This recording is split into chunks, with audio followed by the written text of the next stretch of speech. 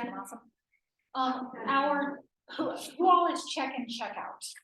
Check and check out is Tamara, Bernice. Who else is check? Who are we missing? Was Louis not able to come? Louis and Tiffany weren't able to come. Okay, to so this one. this will be very valuable. Yeah, I'll send it to them. Okay, so unlike last year, we're at the Ritz this year. I'm sure all of you have received that memo. At least heard of it. Which we're excited. About because it's James Bond theme. James Bond, the Ritz, you know, the sponsors and supporters that are planning to attend are like all in a buzz over this. So hopefully it's really fun. Instead of just to give you some high end things about the gala this year, instead of one big performance at the end of the gala, this year, instead of having, like 2 years ago, we had a band that did all of the Jersey songs. Last year, we had Frank Sinatra impersonator. This year, we're going to have skits that are like cat, dog, in progress. Cat, dog, like James Bond kind of save the day kind of skits that pop in throughout the ballroom part of it. So just FYI, if anybody asks you about it, those are some of the higher level changes that we've made this year. This is Mr. Bones, by the way. If you don't already know Mr. Bones, I feel like he's a legend. He thinks he owns the joint and he really just wants to go home and eat dinner. Okay. So blazing through this, I guess the most important thing, we have floaters, spotters, runners, and of course the check and check out team. So I'm famous for the whiteboard. I'm going to go to the whiteboard, and I don't know if you want to. Is everybody aware of their role for the night? No? Okay, let me look you up real quick.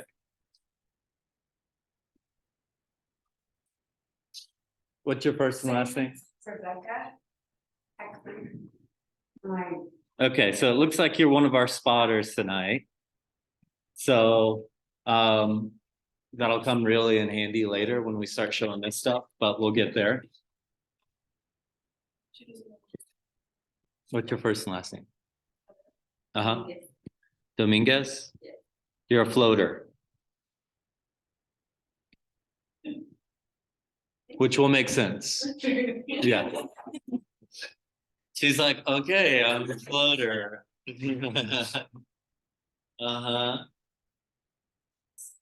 And Tina is floater as well, right?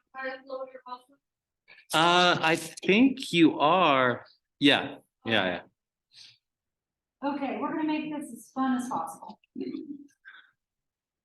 Okay, so these are the reason why we do training for these 4 positions, which are the absolute 4 most important positions of all of our volunteers at the gala night. For example, check-in and check-out. For those of you who don't know, I got my start in doing galas for a rescue in Arizona. And I've been an animal lover for about 15 years. In all of the galas that I have done and attended, the check and check out team can make or break the entire evening for the guest experience. And of course, this event is our biggest fundraiser of the year. We have our deepest pocketed, most committed donors that not all of them attend, but a lot of them in attendance are those folks that give us a lot of revenue to keep the maximum going. So in trying to make the guest experience as good as possible, and there's always mistakes. To me, the trick is, how do we keep the guests from noticing that we screwed up? Because there's for example, I did an event in Arizona. In Arizona, it never rains. And the night before the gala, raining everywhere, and it was an outdoor event. So we were scrambling to get tents, and we got a car dealership to donate these massive tents over the whole wine tasting, and then it didn't rain during our events. But so there's always something that we go, okay, next year we remember there could be a rain crisis. So every year the goal is to try to, okay, what did we do wrong this year so that we could possibly, or where could we improve so that we can fix things and make them better. We have made so many things better with this particular event, at least in the years that I have been a part of it. And a lot of that is because of these 4 groups of people knowing what they're doing, or knowing who to ask if they don't know what they're doing. So to me, those 2 things are key. So obviously Kyle is the event coordinator, so he is like the main touch point. I'll be in the ballroom for most of the evening. He'll be out in the silent auction space, ensuring that everything in the silent auction area is going as well as can be, and that the auction area is communicating with what's going on in the ballroom.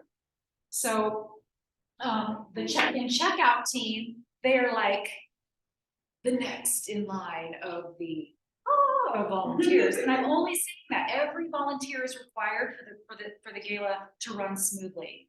But the check-in checkout team requires a little bit more tech savvy. So the folks that we tend to please be on our check-in checkout team, they've got some computer knowledge, they've got the savvy and skill to deal with, let's face it, there's always Mr. and Mrs. Grumpy. And how do we deal with those folks and still have them leave thinking, well, at least they fixed it, or something like that. So really, I'm left-handed, dog. We're gonna put you right here. Oh. Say, good boy. Okay, so again, in making this possible. When I'm gonna start by doing a quick layout of the ballroom. Kyle, tell me if I totally screwed the layout. Because I'm used to the Brown Palace because we've been there for so many years. But when you get to the Ritz, there is a valet area that cars can be dropped off at. So imagine the stop for cars. Here's the entrance to the Ritz. And when you look just a little bit this way, John Elway's, the restaurant, is over here. There's a very nice John Elway's restaurant there. If anyone wants to, a very expensive, ridiculously expensive hamburger, but that's your place. So you go in and you will immediately see a beautiful staircase. I realize this looks like a very sad building.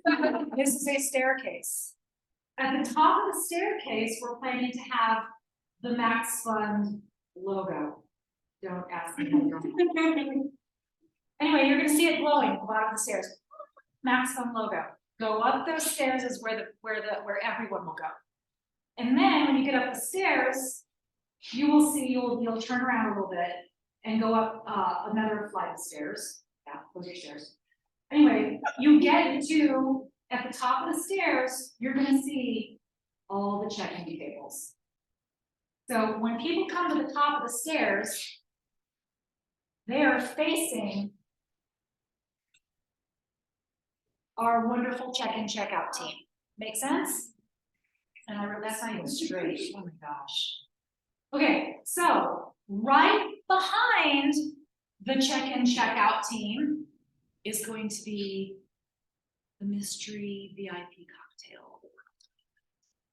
So new this year, we are taking some of our guests that have, we have people that come to this event that have come for 35 years. Every year, 35 years, no matter what hotel it's at, no matter what's going on, they are at this event. We're going to be inviting some of those folks. Instead of going this way to the ballroom, let's imagine that's the ballroom. And then this is the silent auction area with rooms that will have more silent auction and stuff in it. They're going to be in this room doing a VIP cocktail. Now they're going to be in there. What time does the silent auction start? 5:30. 5:30 is the silent auction. But the silent auction ends at 7. That's when everyone's going in here to eat. Before 7, from 5:30 to 7, it's all the silent auction. Everybody's out here starving, but they're bidding on stuff because it's the auctions going on. So, and there might be art in this room, and there's all kinds of tables. The wall of wine will be down here. We'll have a step and repeat up here somewhere so people can take photos. But the ballroom doors don't open, and there's ballroom doors like all along here. Do I have to lay out generally right? Yeah, that's right. The VIP is going to be a certain specific guest list. And our check-in, check-out team will know who those people are. Because those folks, and we're not making a big deal about it, you know, we're gonna have, you might have a line of the guests. You don't wanna go, wow, you get the VIP. The guy behind's going, I didn't know there was a VIP. Guess what? He's not invited to the VIP. So we've gotta be a little bit discreet about it. But Mr. and Mrs. pick a name of our guests that have come year after year after year that we want to give an extra special experience to, they're going to go this way into the VIP. And that VIP is only 45 minutes. They're going to be VIPing for 45 minutes of this hour and a half, and for the other 45 minutes, we're gonna invite them to go join the rest of the crowd in the silent auction, because we want people to bid and stuff. So I just want everybody to know that's happening. And then, come 7 o'clock, Kyle announces, get in your last bids. It's time to eat, or whatever he's gonna say. Get in your final bids, we're closing the auction down. And then at 7 o'clock, all the guests will go in to the ballroom. Right now, we are looking at 37 tables. About is where we're at, and that's been changing daily. But right now, we're at 37 tables. So all of those tables are going to be, I mean, here's, I imagine that the stage is going to then be here, right? The stage will be here. This is where our MC, our guest speakers, the pet parade will come over this stage. That's where the stage will be. And then, of course, these circles are way too big because I would not fit 37 here. Okay, so is that a good general layout of all of this? I don't remember where the bathrooms are, do you? Yeah, they're over on this side. They're somewhere like over here or something, Yep. bathrooms. Okay, so I would encourage you to get there. I think every position here is requested to be there by 4:30. Get the lay of the land, walk around, you know, where are the bathrooms in case A, I need to go, and B, if a guest asks. Also get there early because parking is, if you're not doing ballet, parking is not great. So you'll have to find a spot somewhere on the street, and the earlier you get there, the better parking you're gonna get. So yeah, there are a few garages around. I'll send that link to everybody that's volunteering in case they want to go to one of those garages. We do have a discounted rate with valet for the night. I don't remember what it is. I think it's $20. Ballet? Yeah. 20, maybe. Something like that. But that's up for you guys to decide. We'll be handing out ballet tickets. Whenever your shift starts, though, you want to get there early, like we're saying, find me, and then I will be able to point you in the direction of the area that you're going to be at. So we'll start running through all of these different roles, but this is really just so you know how the event is going to run as a whole. So Okay. yeah, Thank you, Kyle. by the time the gala's over or the dinner. So briefly, I want to just high level say what each role does. So check-in, check-out is largely going to be right here. And unlike the Brown, for those of you who've done this before, at the Brown Palace, check-in, check-out was downstairs. I'm sorry, check-in was downstairs. Everybody would check in downstairs and then they go up the escalator to the silent auction. Here, these are it. These are our tables. And the most we might do is potentially move them this direction for checkout, but it's all this area because people have to go by that coming and going. So it's the perfect place for checkout. And the check-in, checkout is responsible for a lot of things. First off, they hand out programs to people. So do we have an example program? No, we don't. Okay. Gotcha. Okay, our programs are about this size, and they list all of our live auction items. They list information about the wall line, all kinds of stuff about the gala. It's got our cool logo, James Bond logo on it. The check-in checkout team is going to be flipping that over every time they check in a guest and writing down their seat number. So their seat number is going to be on the back of their programs. So when people walk in the ballroom, and they are genuinely lost in the sea of tables. They're hungry. Yeah, I'm gonna show you how to understand where people sit, because the more people who know that, the better. Okay, so check-in, check-out is also responsible for, as soon as the silent auction ends and everybody goes in the ballroom, boom. We're running a report in Greater Giving, and our lead check-in, check-out person isn't here. His name's Archer Miliatan, and he volunteered last year for check-in, check-out, so he's our lead this year. And we're gonna end up generating a report, and that report is gonna tell our check-in, check-out team whether or not people are in the ballroom who won the silent auction item, or if it's something that somebody won that lives in Sheboygan.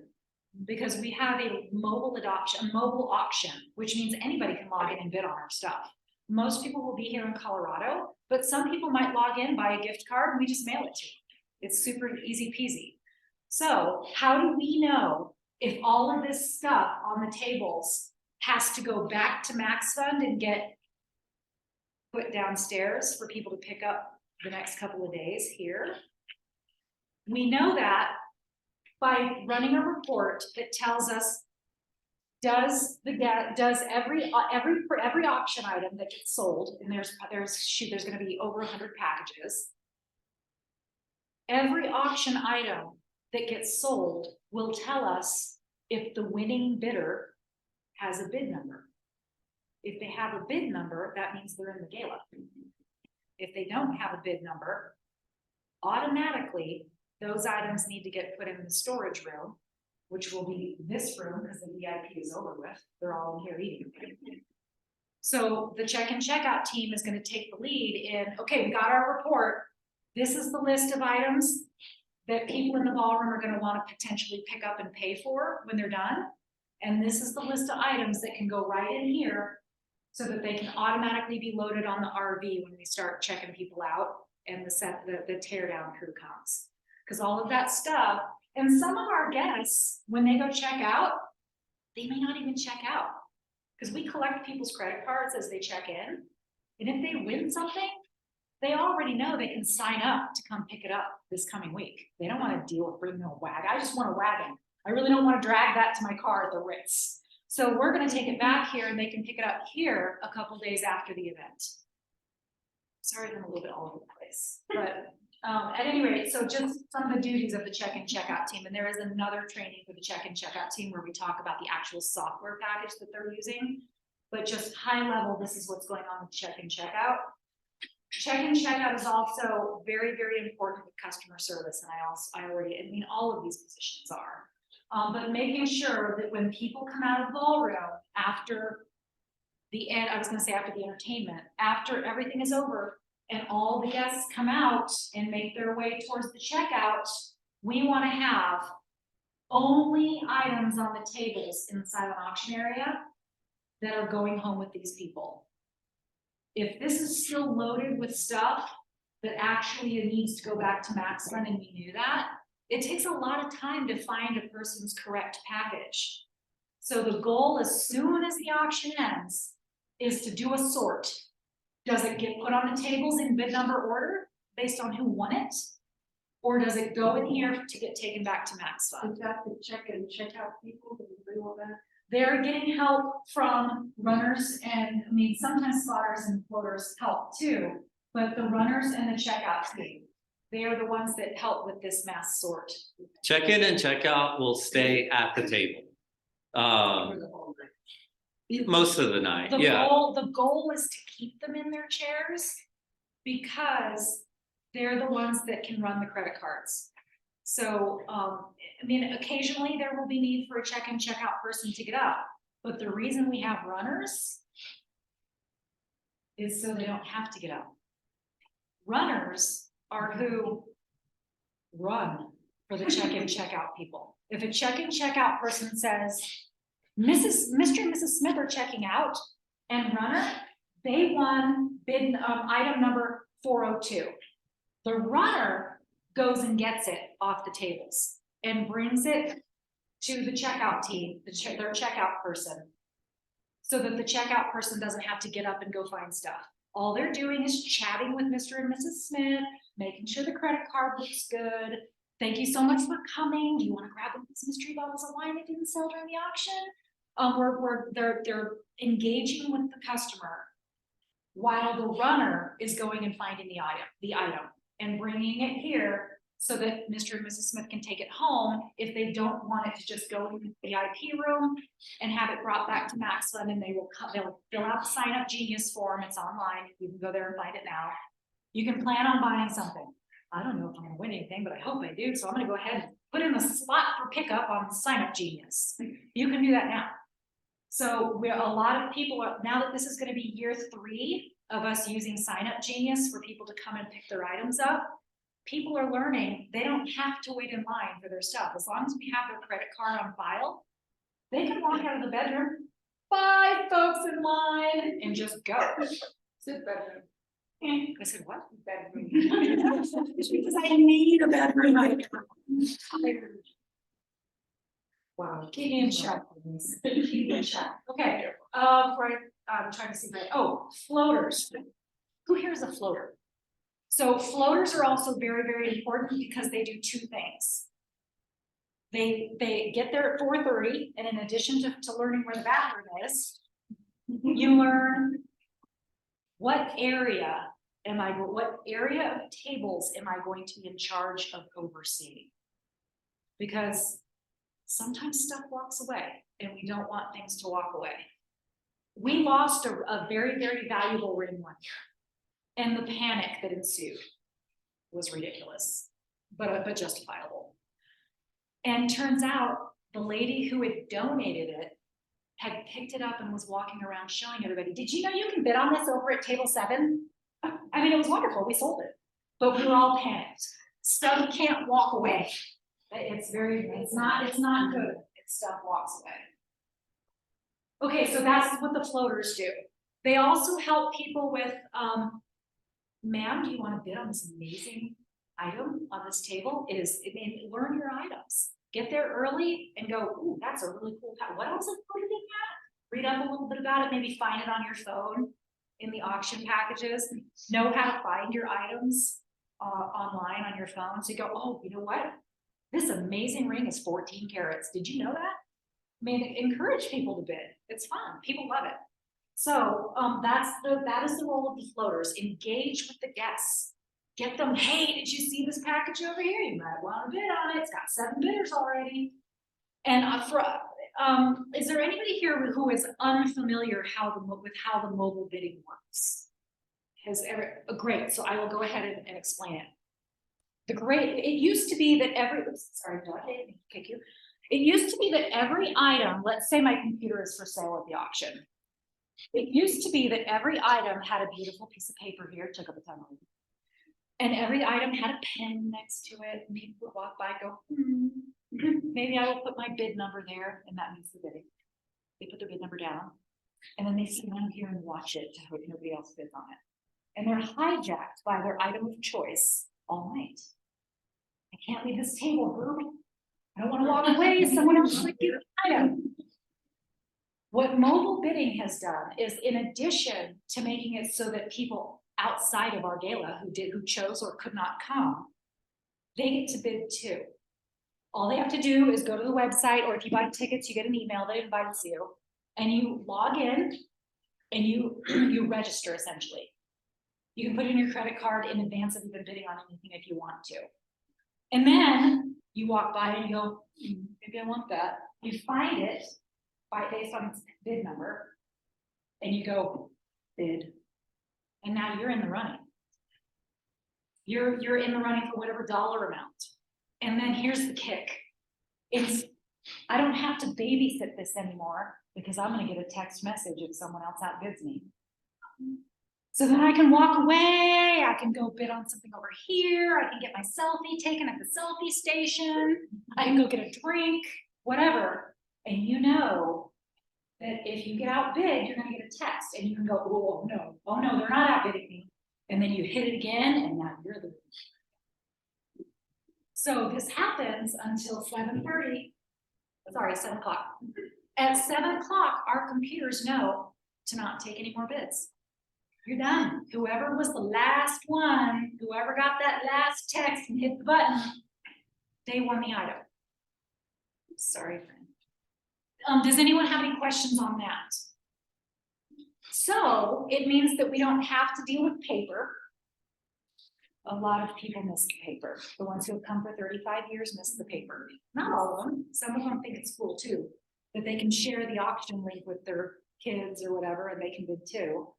But, you know, we have over the years, I feel, done a good job of educating our donor base on the fun of the mobile bid, you know, and being able to not have to babysit your item that you want, because all you have to do is just keep your phone handy.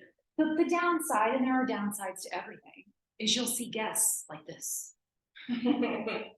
And then we're in the ballroom or something like that, or no, because by the time the ballroom, it's over by the time the ballroom. Although I have seen people in the ballroom going, did I win? You know, so people have their faces in their phone more than is ideal. But a lot of people love it more than the amount of people that don't love it. So we definitely have made the change and not thought about going back. And it generates more revenue for Baxon because you don't have to be present to bid on all the items. Now, the live auction items are also on the platform, but you can't bid on them. Only people in the ballroom can bid on live auction because they're using a paddle. You know, they're raising their paddle to be able to bid on that stuff.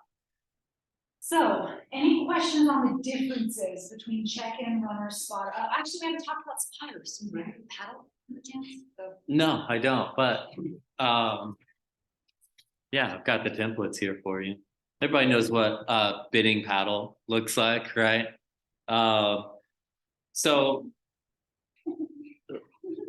who else is a spot? Is there anybody? You're a spotter, I know for sure. So I'll set you up with one of these clipboards. It won't be as full as this one because these are all of the templates. But essentially what the spotters are, they're going to be watching the ballroom during the live auction and writing down all of the people who, all of the people who have maybe won something, or so we have 3 different types of fundraising live auction things. So we've got a heads or tails game. This one's really fun because anybody in the ballroom can play. So it's $25 and our MC will say, we're going to play the heads or tails game. Raise your paddle if you want to play. It's $25. So then you'll pull this out and you'll write down all of the paddles that are in your area, all of those numbers. And just for the people online, that's what it looks like. This is before or during the. This is during the gala. Yeah. So you won't have to do anything until people go in to the event. Yeah, all of their credit cards are already. Yeah, you won't have to deal with any of the credit card information. All you have to do, like I said, if they want to play heads or tails, you would write on here 2512 really wants, I got this, you're good. 2512 just raised up their paddle, they want to play. So you would write 2512 on there if they're in your section, and the next one, and the next one. So the fun thing about heads or tails is our MC will flip a coin, and whether people are putting their hands on their heads or on their tails, they will either win or lose. And the last person to get it gets a night at the Stanley Hotel. So it's something nice that they get to have, and it'll be fun. It's a fun game that people really don't even care what the prize is. They just want to stand up and get goofy. So it's a great way for us to raise money. And then once you know whoever the last person is, you'll write that number down there. And then That's for the live auction, not the head to tail. yes, it's all kind of the same thing. Is we call all of these things that happen in the ballroom where people spend money, all of that's live auction. Okay, so there's the heads or tails. And then there's different colors for the different games. absolutely. So just the heads or tails is this orange color. And it says up there, and I even put a little cheat sheet on here so you can read it whenever and just remind yourself how you're supposed to do things. I know it's hard to read from here, but and then we have a paddle raiser donation. This is just a donation. Nobody's winning anything. And we'll say something like we have a medical case that we've been working on. Last year we had a one-eyed blind husky. I forget his name, but Bruce. Yeah. So Bruce was one of our big medical cases, and we spent a lot of money helping him. And we say, anybody who would like to donate $100. So you'll write $100 up here at the top. No, it'll change.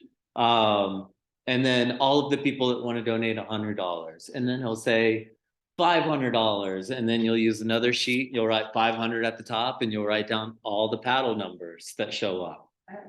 So There's no winners. no winners for that one. But then we do have winning ones. They're yellow. I know I don't have enough colors, but they're yellow. And this is simple because you don't have to write down all the people that bid. So you only have to write down the winner. That's correct. And then the amount that they want it for. So just so you guys know, and I'm kind of excited for these. Costa Rica, we have a package to Costa Rica. It's like 7 days at a resort. We have Cabo San Lucas. Are there minimums? There is. You won't have to know, you won't have to deal with it because our MC, he's going to be the one that's going to kind of lead it. And we have a celebrity chef cooking class. This guy, Mark Calix, gets on the news and he cooks with the news people. We have a Broncos package, which I thought was really cool. I'm not even a fan of the Broncos, and I would do this. You get to go before the game on the field. You get to go into a suite and then this VIP tailgate, a trip to Silverthorne, and a trip to Steamboat. So each of those will have a winner and an amount that they want it for. Now, so there's six packages that people can win besides the heads or tails. They can also win that. So I guess that would be 7. And then the donation. Six donation. And then heads or tails. So, and I'll give you one of these clipboards and a pen. And if you're confused or maybe forget how things are going to go, I have had to reteach this you did this last year and it was intense. Yeah, It's a little overwhelming. So I wanted to write down up here what exactly you'd be doing. Okay, so we've gotten through this. You've gotten all these papers filled out. So this is when our runners will come in handy again. So none of the silent auction stuff will be going on right now. Do we have things, runner, voter? No, but I was thinking about getting some little my name is stickers. I just don't know if I don't want it to mess up your outfit or. Colored ribbons? Yeah, what we've done in the past are like tiny little clip-ons with like a blue ribbon, and people put them on a lapel just so volunteers know who's a volunteer. Yeah. So we can work on doing this. I think that'd be cool. So all of these have been won or people have donated. We finished this part of the live auction. Your runner would come in, get these from you, and take them to the checkout team. Now, the reason they do that is because they want to go through and add all of these people. 2512 decided to donate $500. I'm going to put that into the system and have that ready for them whenever they leave at the end of the night. So what? A donation. the donation, just written down, just in the system. We'll train the checkout team on how to do that. It's not hard, but yeah, that's the excitement. That's the breakdown of the live auction. So it's not hard. It's just, it seems like a lot when all of these paddles go up in the air, and you'll be able to have time our MC will check in with you and be like, do you got it all? Do you have it all written down? And you can either nod at them yes or no, or Keep those paddles up. We need to make sure we get every number, and they'll all go, a little further up. yeah. So, I think that's almost everyone. So by this point, at the end of the night, our checkout team would have all of the information that they need. They've already got it all input. They've got who won what, who donated what, and they're ready. So then by the end of the night, all of these people would come out, all of our guests would come out, go to the checkout team or not, and say, yes, these are the things I won. This amount sounds correct. And they're good to go about their night. We don't charge their card for several nights, just in case we have any duplicates. If you accidentally wrote the same number twice, doesn't matter. We'll run through and look through all of the charges to make sure we're not accidentally taking money from anyone. And that's important too, and something we've talked extensively in the second training and checkout team is, you know, if there's some kind of weirdness, oh my God, did you run my credit card twice? The ability to reassure people that we're swiping credit cards, we have credit cards on file, but no transactions actually get processed until usually Tuesday or Wednesday after the gala, because we want to look through and make sure nothing is weird. If somebody bought a $5,000 trip, but it shows that we're gonna run their credit card twice, that's 10 grand. I feel like they're gonna call us and let us know we screwed up. So that's the kind of stuff that we look through that data, and then we process the credit cards, and it's called a batch. We do a batch process. Thank you, Kyle. Yeah. I'm so sorry, you guys. Does anybody have any questions about what they're going to be doing on the night of? Again, you're gonna sleep, hopefully. And you know, sometime in between now and then. So a lot of this will escape your brain at some point. I know it'll escape mine, and I do this for a living. But on the night of, if you have any questions, please, I am happy to help you. She will be busy talking to guests and doing her thing, you know, making Max Fund extra money and keeping our doors open. I will be your resource. Don't bug her. I'm your guy. So This is a true crisis, and it's like dealing with another crisis. yeah, that'd be like if the hotel was burning down, then we can talk to her. But nothing, there's not going to be any big crisis. Your jobs are going to be relatively easy. Just keep this in mind that you get to do this. First of all, we're so thankful for volunteers like you guys, because really, we would not be able to put on this massive gala without people who are willing to spend some of their time and energy helping us. So it really does mean a lot. Well, I can give you a back scratch or. By chance, Carl, did you talk about table No. I just want to really quickly comment on that, and then I swear we'll open up to questions that you guys have.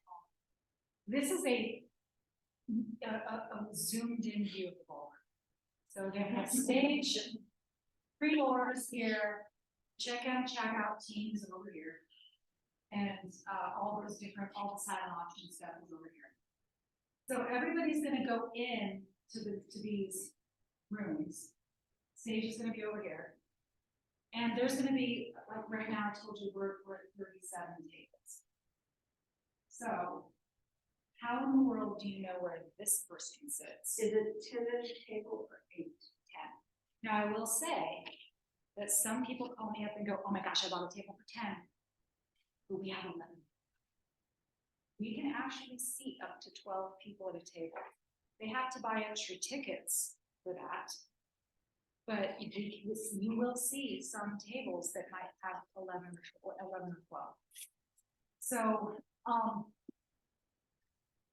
if the check-in checkout team flips up a person's program and writes their bid number on it, that number is gonna match the number on there, which will be on every guest's chair in the ballroom. So that's how they find your table. Well, how they find their table is because the program that they're gonna get from the check-in checkout team when they first arrive. Those fine folks at our check-in checkout team is gonna turn their program over and it says bidder number. And they're writing the bidder number on it based on what the number is in the computer, which is also the number on their paddle when they get in the ballroom. That's on the chair. Correct, it's in the ballroom. We already know That's not table 25. it is table 20. Okay, there we go. But how does it work? Our There's soft, signs yeah, and the like on- about 2 days before, about 2 days before the event, we hit a button in our software called assign bid numbers. So everybody in our 300 to 400 people guest list get assigned a bid number based on the table we were at. So when Mr. and Mrs. Smith arrive for the ballroom, the check-in checkout team puts their name in and their bidder number comes up. That's the number they put on their program. So then that number tells them what table they're at and it's on the paddle. Okay, How do they know where table? that's what I'm gonna tell you. So that you can help people, like if they wander up to you for whatever reason, where I sit, it's at December 22nd. The first 2 digits on any paddle raiser or on any bid number is the table. So you might you're gonna see this number. Sorry, this number is gonna be 1 to right now 38. That's the table number. It might say 912. Right now, this is table 25, seat 12. Oh. The mystery has been unlocked. That means when you go in the ballroom, and usually they're starting the numbering up here. So like 1, 2, 3, 4, 5, 6, 1, 2, 3, 4, 5, 6, 7, 8, 9, 10. All the way to 25 back here. So this person, whoever has this number, is table number 25, and there will be table number signs. That stick up, They'll be on the middle of the table. right, It'll say the table number on it. but is it up in It the sticks air? up a little bit, yeah. But We have not beautiful like- centerpieces. We have beautiful centerpieces. This year it's like martini glasses. It's cool. But they'll find table 25 and then they'll go around the seat and look for seat 12 because the paddle matches their program. This number is very important. And if the person sitting here goes, you know, I like my favorite number in the whole wide world is 10. So I'm gonna swap the paddles with my friend over here because it's in a lucky path. This number is connected to every guest's credit card. So they can't be You moved. cannot change paddles. Okay. When they raise their paddle up, if they're holding someone else's paddle, that number is getting written down by our spotters. And the spotters give it to the runners who hook it out to the checkout team and put it in as a sale. They use the templates, they write down, oh, that number's up in the air, we write it down, it's a sale for this. The reason the paddle is important, that the person who the reason people have to, and don't get me wrong, table 2512 is also going to have the person's name on the beautiful table card. Because we print the table cards in advance to match the paddle, which matches their bid number, which is their number associated to their credit card in our system. Make sense? Yeah, but what about Mr. and Mrs. Smith bringing their friends last bid? Well, They don't. they don't get the bid You have to register for this event ahead of time or? ahead of time. Yes. In fact, the last couple of years we completely sold out. We did not have room for one more extra body. If someone brings Uncle Mo can't get in because we don't have a seat for him, because we don't have a table card, we don't have a place to put him, we don't have a paddle for him. Unfortunately, unfortunately, this is a ticketed event. You have to register in advance. And I think we have it set for November 1st for all ticket sales to close. It's been probably 4 or 5 years since I've seen someone arrive at our event and not have a registration. Okay. But But it can happen. it can absolutely happen. And we do have the check and check out team review that in the next meeting on what the process is, who they call, because believe me, it has happened. And it's like, let's say it's somebody that's a friend of a very important person and we want to make them happy. So then the back end dropped everything. We need a new paddle. We need a new, the Ritz catering staff have to figure out how to move all the places around because they got the table set up hours ago. And then of course we want to hurry up and place a table card. So, I mean, a lot of work goes into adding a mystery surprise guest. It hasn't happened in a couple of years, but we definitely prepare for it because every now and then it does happen. It definitely does happen. We've been spoiled the past couple of years because it hasn't happened, but we've been sold out. I mean, the Ritz has a bigger ballroom. We've been capped at 35 tables for years, and the Ritz allows us to go up to 40. So we do have the room. It's we in a perfect world that doesn't happen because of the chaos it creates, unfortunately. Now that doesn't mean that we don't bring a laminator and extra palette thingies and we bring glue sticks just in case. But in a perfect world, it doesn't happen just because it causes a lot of back end. I don't remember. Which is why we train for it in case it happens. Yeah. It's one of those, and then Kyle's like, maybe I can happy. And it's an unfortunate event, but it does happen. I used to be a caterer. Yeah, it's challenging. Any questions, you guys? It's not, I mean, there will be, did you talk about the Chevron box by chance? No. Are we still using that? I haven't seen it this one. Well, we would be using it for this, right? Yeah, just keep everything in, like where to find it, Um, the templates. yeah, I mean, we can. What I've always done in the past, and this is Kyle's event, and it might be a different thing, but you know, just when you arrive, if you're a spotter or a floater or anybody, he already said, go find him. In the past, we've used a particular colored box that was sitting at the very, very end of the checkout tables that had all the spotter templates in it.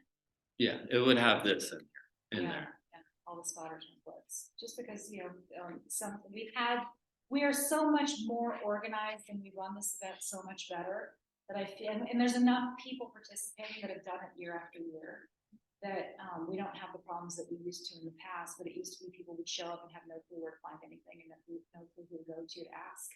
We didn't used to have a training like this. So, yeah, I would just say you all know what Kyle looks like. There'll be the Chevron box. We'll have it. Great, yeah, so fabulous. I mean, the Chevron box, if you see a Chevron box, it's just a white little accordion box that you have to open the top on, but it's black and white striped, so it stands out so people can find it. We're also going to be getting out as soon as possible a finalized version of the timeline for volunteers. So you can check and make sure that no times have altered slightly and when people need to be there. When you arrive, there will be copies of what's called a run of show. A run of show is very, very important for the audio visual, for our entertainment guy, for Kyle to make sure stuff is going on, that the animal parade. When do we line the animal parade up? The run of show is a timeline, but it's by the minute what's going on in the ballroom. Exactly what minute will pet number 4 be on the slideshow? And then the pet parade people need to walk pet number 4 in to go across the stage. It's that meticulous. And you'll be able to see that in case you want to know, oh wait, do I have time to go to the bathroom or do I need to be back in the ballroom looking for paddles to go up in the air? Because when is the next thing being auctioned off? And the run of show will tell you that. Where do we find it? It'll be, well, I'm sure there'll be copies in the Chevron box. Oh, okay. Typically, yeah. I mean, if you're looking for something, I would check the Chevron box first, and then Kyle, of course, is going to be there. Yes, ma'am. Will there be a room if volunteers are like stuff? Yes, where in the, It's The to the big left red- of the checkout, check in and check out. So when you come up the stairs, it'll be on the left. like And near everything the- else for the like guests, street direction? yeah, everything for the guests will be on the right. So, yeah, we'll definitely make sure you know where that is on the day of. So you can put your purse or whatever in there, your belongings. Yeah, that's up. It's gonna be fun, it's gonna be exciting. Can you talk about attire, because it keeps saying formal attire required. Everyone needs to come looking like they belong in a Bond movie.